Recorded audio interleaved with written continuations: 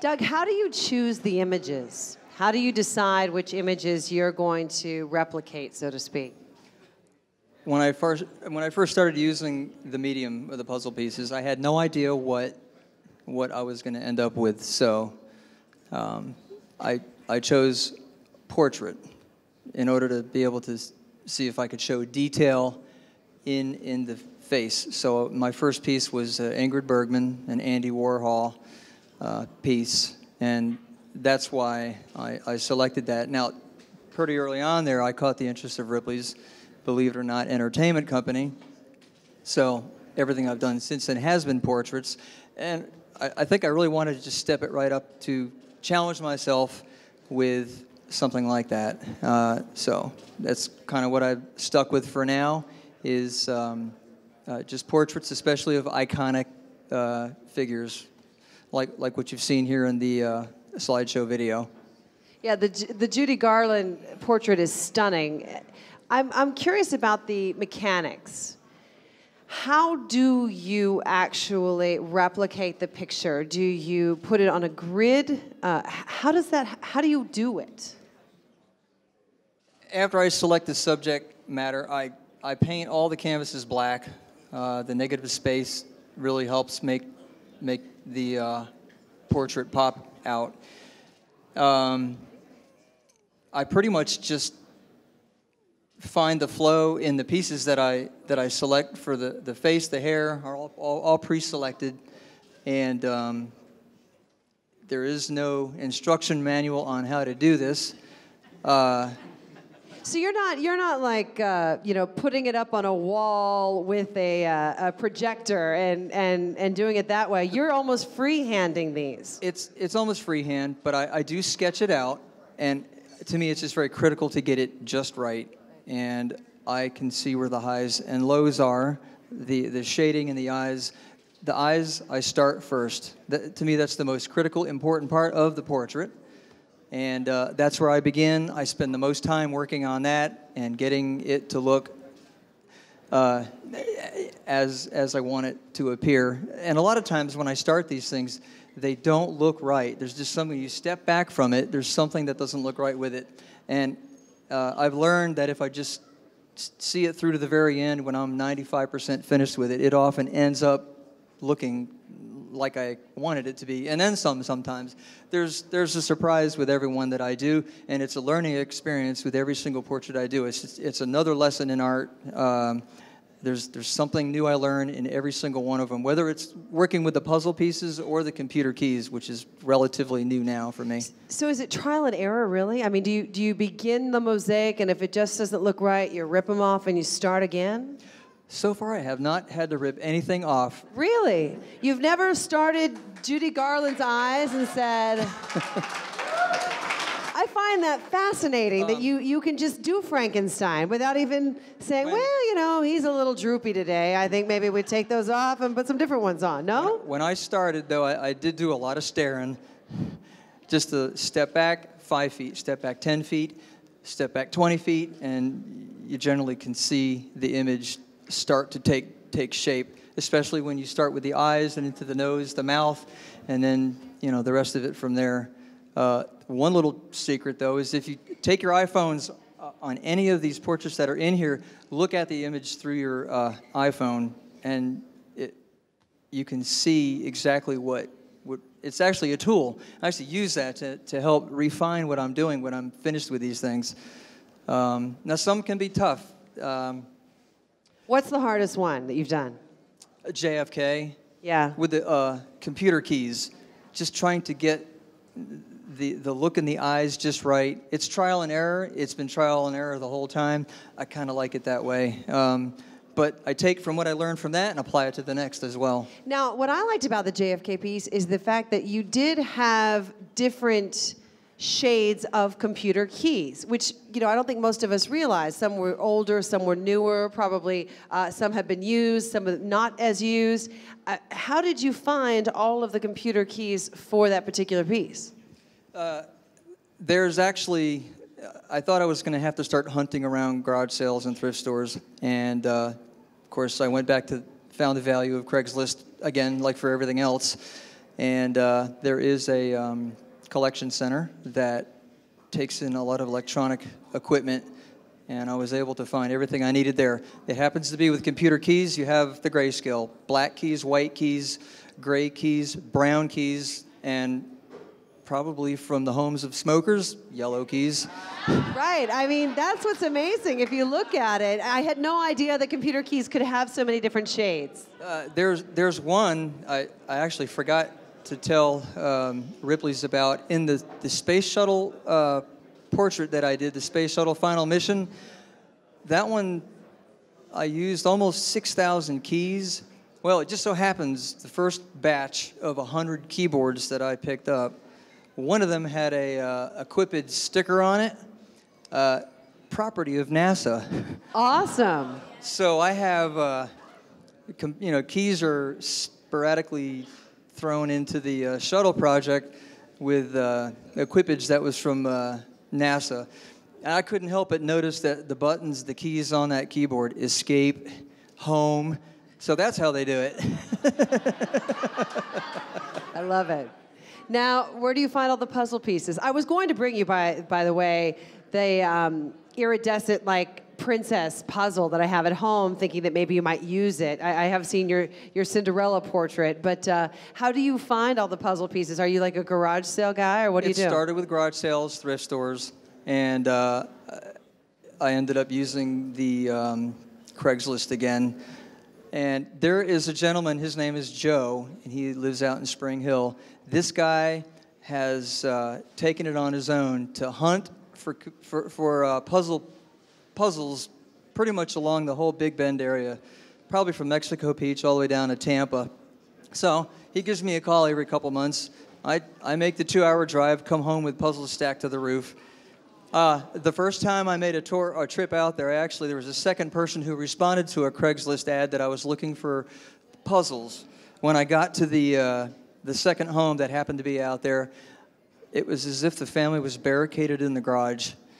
I think they were thinking, what is this grown man doing coming out 2 hours to go pick up, a dozen boxes of puzzles? And it's like, but they were probably packing heat waiting for me just to make sure I wasn't going to jack them or something.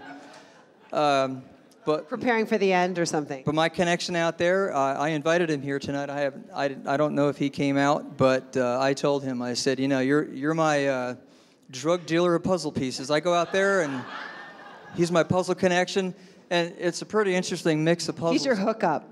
He's my total hookup.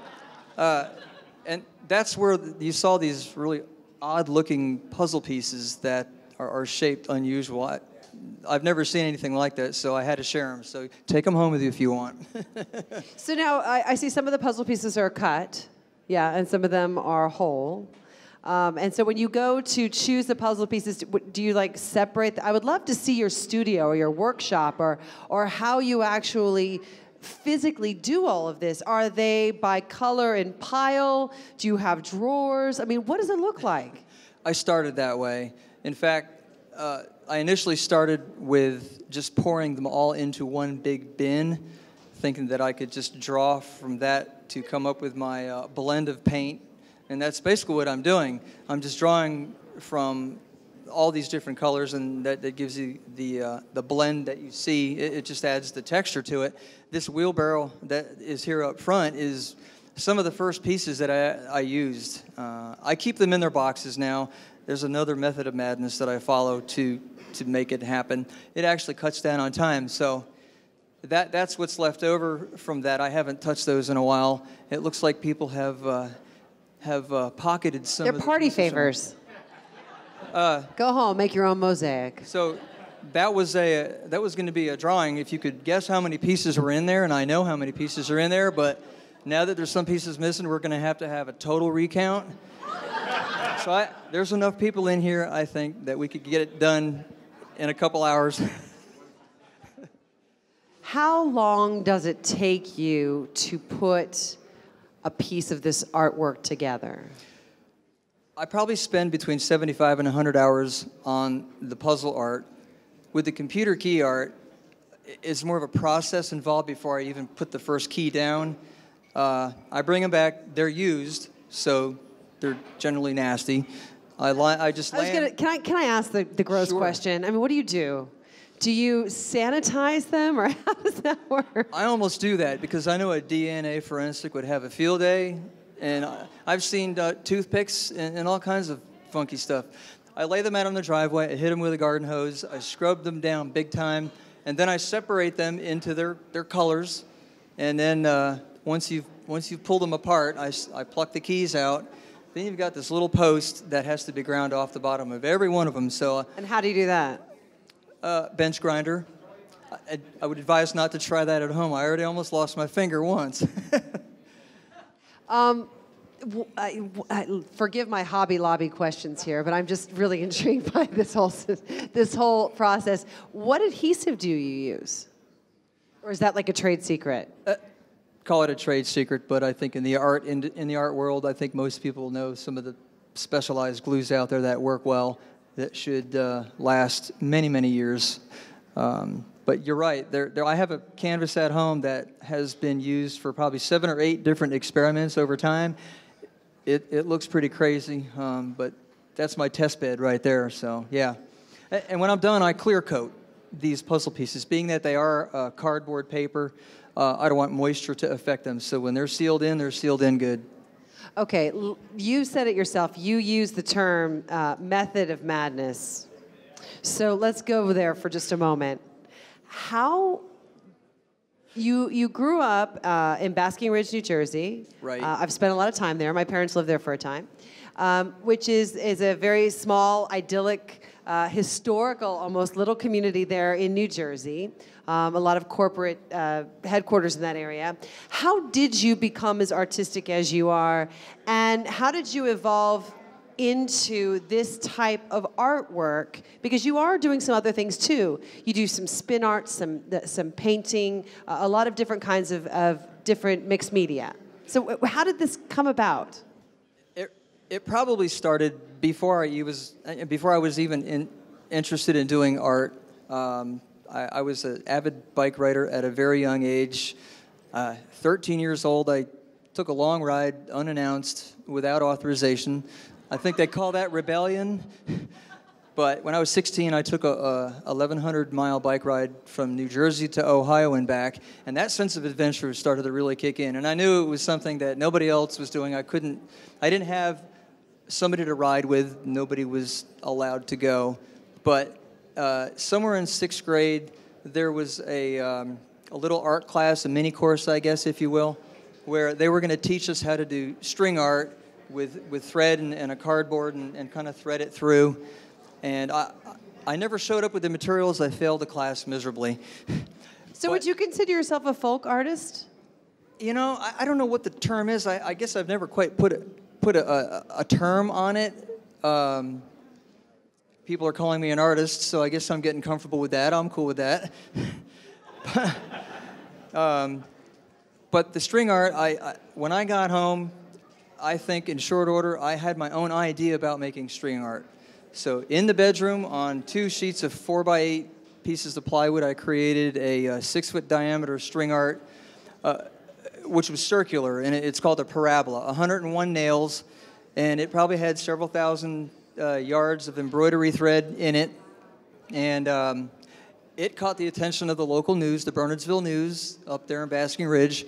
And the very next school year, 7th grade for me, I was 14 at the time, a teacher approached me and saw the article and said, "Doug, would you like to do something for the junior high?" And I said, "Yeah, sure." So I made another large string art for the school, and my mom kept track of that. It hung in the school library for 20 years. I couldn't believe it. Where is it now? The land of great beyond, I guess wherever old art goes. It lasted a long time, but it's gone now. And so how did you, well, first of all, let's talk about the detour. I don't want to call it a detour because as we're all wearing tonight these patriotic puzzle pieces shaped in the colors of the American flag. You served in the military. Yes. You don't meet a lot of artists who've served in the military, and I know that sounds like an odd statement, but It is true. So tell me a little bit about how that has affected your experience as an artist. Well, before I say anything about that, as a child, growing up in Central Jersey, Basking Ridge, my dad commuted to the city, so we often took weekend tours into the city and go to the Statue of Liberty. So that sense of patriotism, I think, was born there. But I served 10 years in the Navy, and I'm a Gulf War veteran. And thank you very much. And I'm proud to be American. I'm not ashamed to call myself an American, and proud to be. And so the stickers represent being an American, and to each individual, that's up to you to decide how you are as an American, not for me to say. And the theme kind of just fit together, pretty much unplanned, just like many other things that have happened with this art. So that's kind of that story. Yeah, when I was asking you about it earlier, you were talking about individuality and that it's so important that we all are our own puzzle pieces. And that as you put the puzzle pieces together in a mosaic to make such a beautiful piece of artwork, it is really kind of the fabric of our country. And that's how you had described it to me earlier, and that's why this is such an important symbol to you. Right. So it started, I think, with the Statue of Liberty portrait, which, how awesome is it? It is now sitting in the Ripley's, believe it or not, in Times Square, New York City. And I still haven't been up there to see it. My parents have. But that's the first piece that when I comb through the puzzle pieces, I find a puzzle piece that has an American flag in it. I save it. I collect them. And so you have an entire collection of just puzzle pieces with American flags. Are you saving them for something special? I'm saving them, and you saw them in the video, but they are, I pull one of those out, and I embed one American puzzle piece into each of the puzzle art mosaics that I do. So it's kind of, you have to search for that little puzzle piece. So when did you start doing that? I mean, do all of these in here have the little American flag? Yes, they do. Oh. Now, when it comes to the computer key art, I was going to say, what do you do with the computer keyboards? Well, there's a USA. With numbers and letters in those keys, I couldn't resist. They've become word searches. So there is a phrase in the John F. Kennedy, a famous quote from him, and then in the Frankenstein, I have words related to Frankenstein like electricity, neck bolts, flathead, and then the Ben Franklin is not here. That has been acquisitioned by Ripley's. I embedded words that Franklin, the things that he invented, like swim fins, lightning rod, and I left out one thing. It's a history lesson too. Franklin invented the catheter, so I left that out. What is your favorite one? The Statue of Liberty portrait, hands down. Well, let's talk a little bit about how you came here tonight. You had gone to orlandoslice.com, the Downtown Arts District's website, and we all know that there are now thousands of members of the website, and it's such a wonderful place for people to share their own creations, their own artwork, and your artwork was shared on this website. And so then when they wanted to celebrate, David, what was it, 2,000? Oh, you're right there in front of me. Hello. When you wanted to celebrate over 2,000 members, you've decided that it was time to commission a piece of artwork. And what a wonderful way to create a collaboration, a montage, a wonderful piece of artwork that represents the artists who have actually joined in the effort here in Orlando to bring art to every single person. Would you like to unveil? I would love for you to step down and unveil the piece of artwork commissioned by the Downtown Arts District. Are we ready? And beautiful.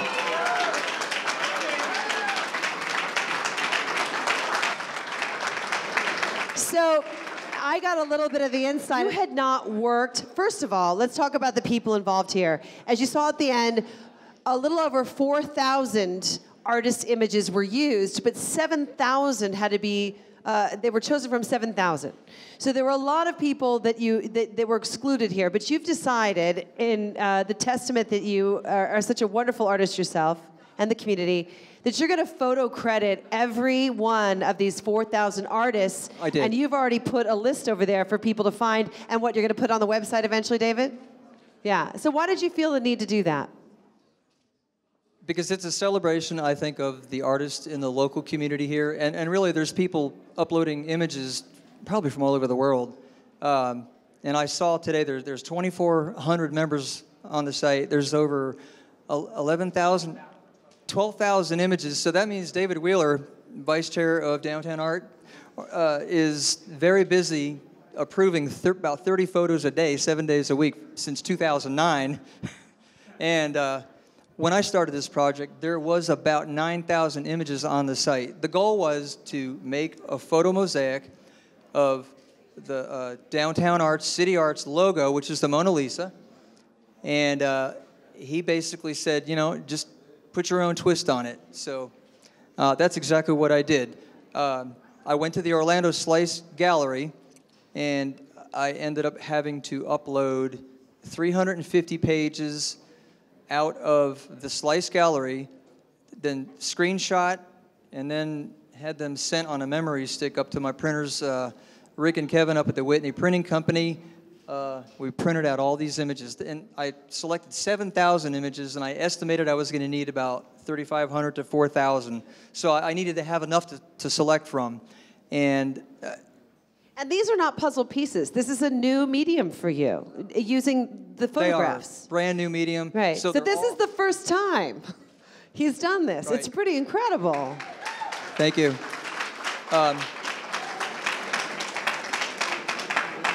I actually went online to see what they're doing with photo mosaics. They're all computer generated, and I noticed that they skew, they over or underexpose the images. I didn't have that option. I wanted to keep the integrity of the photos that were taken in here. I didn't want to change them at all. One of the first problems I encountered was all the thumbnail images are not the same.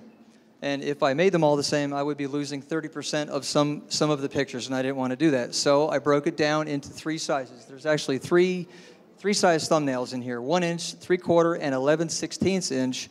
And then I split them all up into separate boxes. In the video, you saw the 3 little boxes. That was the Mona Lisa in the box right there. And that is pretty much how I started with that. And again, this is not computer generated.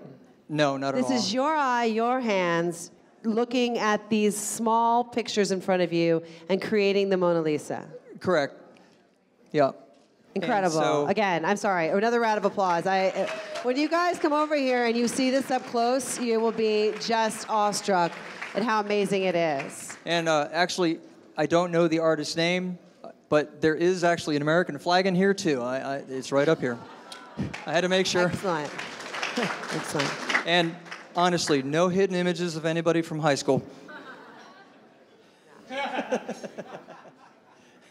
So is there anything else that you really want to tell the audience tonight about your artwork or about celebrating arts and sharing art in general? You know, not really too specific. Just, I guess I could just speak from my own experience. I was much more creative when I was a kid growing up, and all of a sudden 10, 15, 20 years go by, and you leave a lot of those things behind that you used to enjoy doing. And I think that little voice in my head has been saying, you know, get back into those arts. It's never too late to start. If you're 40 or 50 or 60 years, you can jump right into a project, start it. Don't worry about whether you're doing good with it or not. If you just start moving in that direction, something's bound to happen. So that's an awesome message, right? We'd like to open it up to questions and answers. Does anybody have a question? Okay, well, you're first. Go ahead, girl. Boyfriend, here we go. Help me out. What do you got? Hi. First of all, thank you for being here. Your artwork's really amazing. I'm really enjoying it. My question is actually about licensing. Since you do sometimes use some of these iconic images, like, you know, the Afghan Girl by Steve McCurry, are there any licensing issues? Do you have to approach the original photographer, or how does that work? Or have you ever had anybody come to you and say, hey, you're using my image? That's like a big gray area. You're right about that. And it's something that I'm very conscious of. In fact, I have contacted directly the Andy Warhol Foundation and asked questions. And when you create an original piece, it's fine art. And of course, with the internet and electronic digital art, it's changing an awful lot. So, it's something that I'm conscious of and I continue to look into. But I think my art's going to start taking a turn into more, even more original sort of artwork, because I do see this in a lot of places. I try to pay attention to see what is going on out there, in the art world, and I notice a lot of the questions that you're asking me are questions I'm still asking, and I often like to get to the bottom line about that. But I'm working on it, but. And a lot of your original artwork, I should also mention, is available at Scott Lorentz Gallery in Winter Park for those of you who are interested in checking out some of the other types of artwork that you do. Yes, Donna. And I just want to say that this Mona Lisa, this beautiful Mona Lisa, and if you want to spend time with it, it stands for our community. It is members of our community who love the arts, who are attracted by the arts, David Wheeler and Shannon Larimer, who found OrlandoSlice.com and provided this platform for community to come together, and be inspired by art and artists. And we found Doug Powell. We found him on there. He found us, and we found him. And that's the universe of art at work. And it's going to be at City Arts Factory. Probably on Tuesday or Wednesday, we'll have it all installed there. You can come down third Thursday, the 21st of this month. You can come and check it out. For several months, it'll be housed there, and we're open Tuesday through Saturday, 11 to 6 p.m. And then it will tour around the city, so people in other communities who maybe can't get downtown, they don't have transportation downtown, artists who can't get to other locations will be able to learn the story and see the art. We're so thankful for you. We love you. We think you rock, dude. And Ripley's Believe It or Not, you guys are rocking because you know a good thing when you see it. So we love you. Carry on. Thank you, Donna. I wanted to mention last week, before this all came together, I went back to my computer where I have all the images stored, and I created a book which I brought here. I photo-credited every image in here so that you can flip through it and you'll probably find You can find names. your piece of art. How many people in here might actually be on that mosaic? I think Awesome. there's about 350 artists Awesome. represented in there. That's awesome. Any other questions? Yes, sir. Hold on. From a distance, I see hair weaves in Mona's hair there. So what else have you done? Is there piercings? A good friend of mine calls that taking artistic license. They're highlights.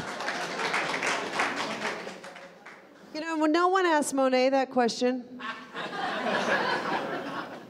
Any other questions? They probably did ask Monet that question, actually. I don't know. Yes, ma'am. And Doug, you never did mention the other half, how I survived you doing this in the house. Oh. Yes, may we please Folks, introduce your beautiful wife? This is my wife, Marcy. And I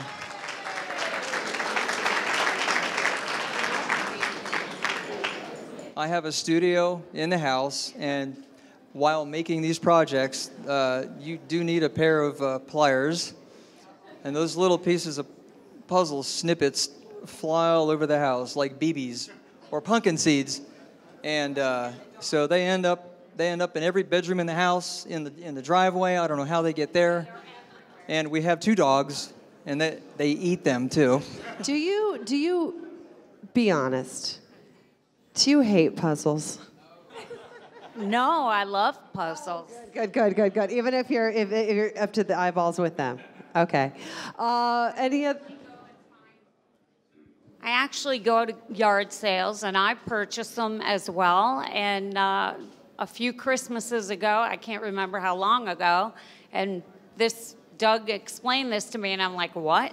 We had some gag gifts, and my daughter gave him a box, a big box, and I'm like, what's in it? It was filled with puzzle pieces. And that's when he had said, I'm going to figure out a way to do something with them. And I never even put the two together till recently. Yes, there you go. That was the origination right there. Any other questions? Any other questions for our resident artist here? Yes, hold on. One of my favorite, I'm an art historian, so I get to ask you a question in reference to art history. One of my favorite artists, portrait artists, all right, of the photorealists, is Chuck Close. There's a distinctive relationship between your images, especially the little chips, the puzzles too, but for a long, long time, he was in Soho when I was in Soho, and so I got to see almost everything in his studios all the time. I worked with him. And the influence of other artists is never a negative. This is a positive comment. But Chuck Close is such a dominant figure in the world. My comment was, are you familiar with Chuck Close? His name has come up many times in the last couple months, the more exposure I get with my art. So I'm starting to research these different artists that are individuals that are telling me, hey, your art looks a lot like so-and-so. And I am starting to dig that up. I am a fan of Patrick Nagel artwork. That's Duran Duran, if you remember the album cover. Oh, yeah. Contemporary woman. Ty Wilson, he also is line art, very minimalist. And See, I knew if you were such a big fan, I would have put my little mohawk on tonight and some feather earrings, little off the shoulder. That should be the theme next time. And Denny Dent also. I never knew who that artist was, but he's the guy the speed artist. 3 paintbrushes in each hand, and he throws the paint to make the Jimi Hendrix. Really dig that. And before I forgot, my parents last year mailed me their contribution to puzzles. And my dad is an engineer, black and white, very technical. But while I was sorting through those puzzles, I noticed something, and I had to bring it with it. They're not here. There's a graduation tomorrow that they're going to. But these puzzle pieces are numbered on the back. So my dad had a method of madness there. So I don't know if that's OCD or what, but it's like, so that's how you put those together so fast. I never really liked putting puzzles together, so. But yeah, I didn't ask the obvious question. Did you like putting puzzles together as a kid or growing up? I never had the patience. That is a crazy answer. That's a crazy answer. Any other questions? Well, we would really like to thank you all for coming tonight. And I know you all are just dying to get up close and personal with this wonderful piece of artwork. Thank you so much for everything you've done for our thank you very much for having me. And thank you, Dave Wheeler and Donna Dallas, Barbara Hartley of the Downtown Art District, Orlando. Thank you very much for this awesome, awesome opportunity.